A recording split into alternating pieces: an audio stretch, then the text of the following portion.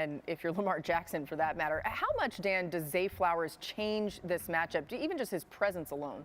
I think it's a big deal. If you watch Buffalo's defense over the last couple of years, you would say they're going to play cover two like every snap. But the thing is, they've started to change that a little bit. I'd say that they've started to play over the last couple of weeks a little bit more man coverage. They've been more willing to do it. I think it's allowed them to have better run fits in certain situations. I think they've been a little bit more hands-on at the line of scrimmage to create a little bit of takeaway issue for them.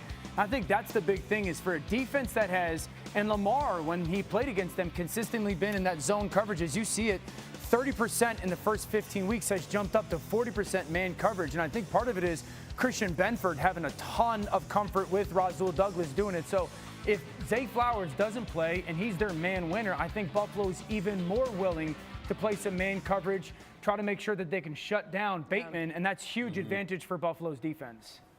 Sorry. Yeah, so when I'm looking at the Ravens offense, and I went back to that game where obviously they beat down on this defense. Yeah. A lot of things have changed.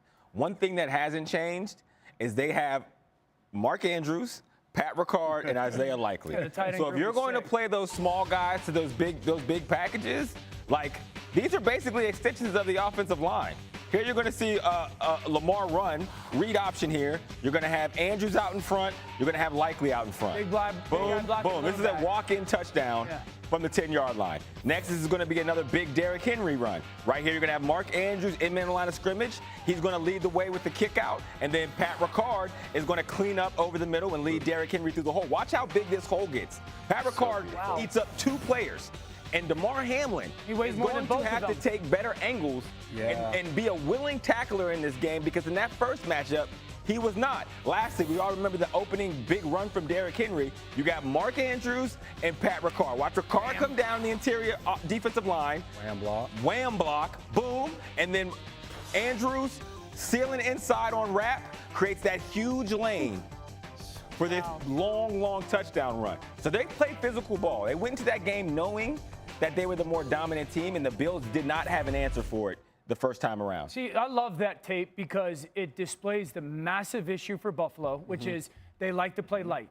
Yes. There's no way. They're too well coached. There's no way you could go into this game and say, we're going to do what we do, you know, and they got to kind of handle us, because if they put those big bodies on the field, you're just not going to be able to contend. You might be able to do it for the first drive, two, three, but over 4 quarters, you're just going to get ran through. And I think I heard you say this the other day, it's Jimmys and Joes, not X's and O's. So when you look at that tape and you're looking at the Buffalo Bills defense, they don't have a lot of their guys out there. And at that second level in that game, that first one against Baltimore, there's no Matt Milano, there's no Terrell Bernard, there's no Taron Johnson. Those are their guys. When you're talking about stopping the run and creating and disrupting some things, we're going to see right here. You mentioned playing more man. They played a lot of man-to-man with two safeties out high. And when you're rushing the quarterback, there's a 3-man rush, and Matt Milano is the spy. It's his responsibility to get Bo Nix if he scrambles. This is Taron Johnson. You're talking about the run game. He's playing nickel. Watch how fast he triggers and gets in the run game right here and makes a tackle for a loss. This is the guy for them that steps up and plays like a linebacker. The next thing for that Ravens offense is they like to play in space. You're talking about a guy like Zay Flowers, whether he's out there or not, or screens to Justice Hill. Terrell Bernard, a guy that is instinctive and can get out there and make plays. So when you go back to that first game, you're right. They ran all over them. But when I look at who was out there for them, they didn't have the main guys at that second level, not only to make plays, but also the communication that transpires between the front line and that defense and the secondary behind them. Yeah. This is, man, this game has so many different layers to it. This is one of those games that you're really not going to want to react to as soon as it's over. I mean, I still will. But it's one of those games that you're really going to need to watch multiple times to really see how it unfolded, you know, for using past tense, because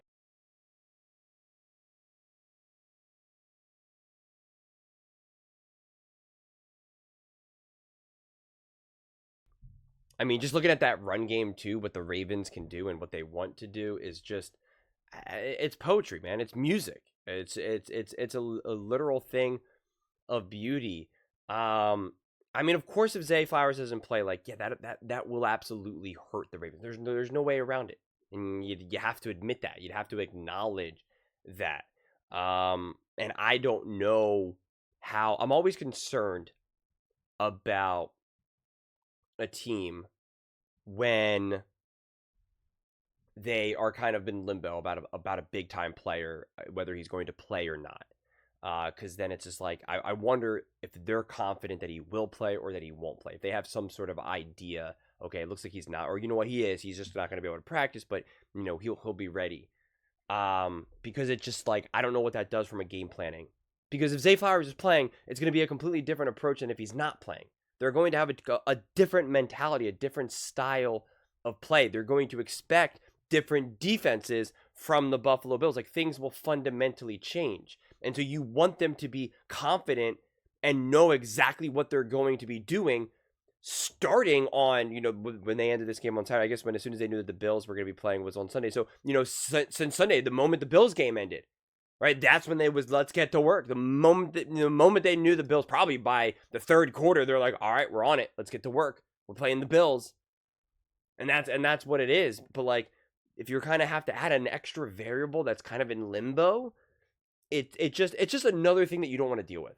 You don't want to have to worry about this going into the playoffs when you clearly need to play high-level football. I know Ravens fans are very confident because of what happened during the regular season. And I just caution Raven fans, again, be confident and believe that your team's going to win. I'm not saying that they're not going to win or anything like that, but just like, I would just caution the idea of, we beat them 35-10, the Bills team is trash. They're not that good. They're overrated. They're this or that. I don't think that to be the case. I do not think that to be the case. I do think at the end of the day, the Ravens have the better team.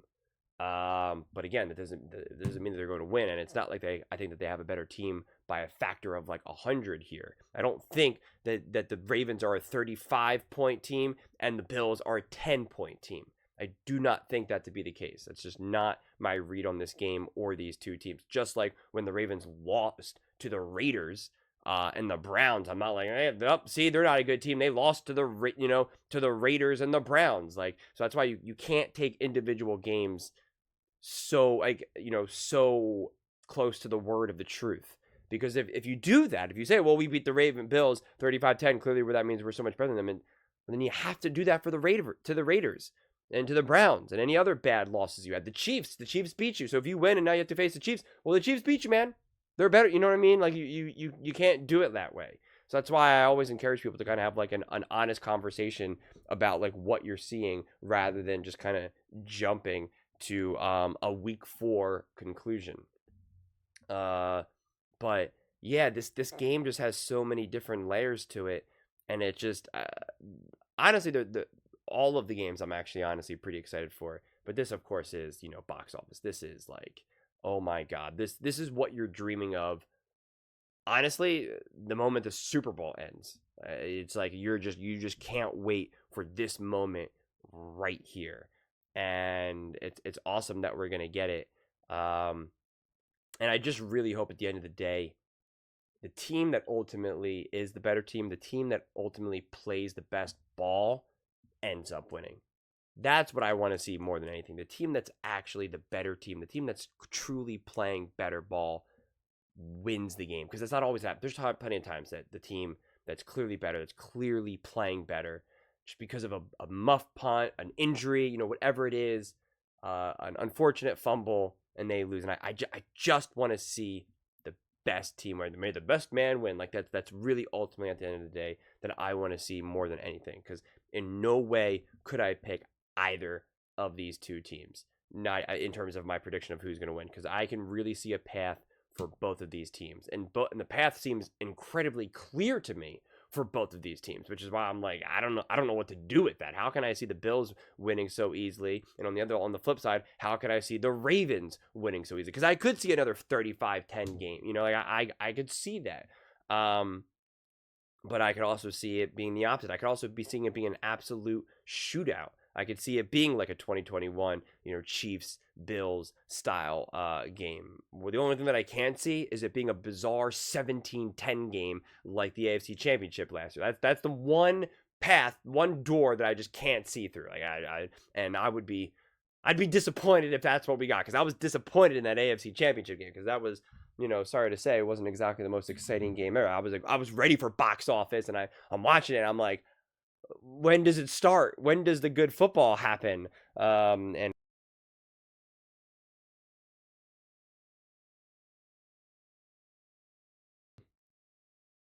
I'm sure that the Ravens. Now it's back. I need a new computer ASAP. I apologize for all the mic issues. I can actually see it now because it's happening more regularly. Well, hopefully you heard all of that, what I just kind of said. I'm going to go back and listen to this as long as it's not cut out too much. Then we'll let it rip. If not, then you're not getting a Ravens video because I don't want to redo it. But those are just my thoughts. I'd absolutely love to hear yours. What do you guys all think about the Ravens being able to take on the Bills with or without Zay? How do you think this game will unfold?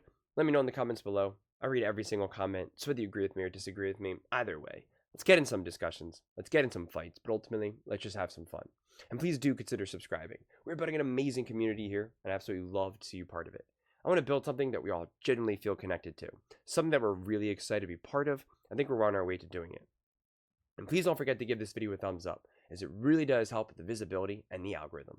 Thank you so much. See you next time.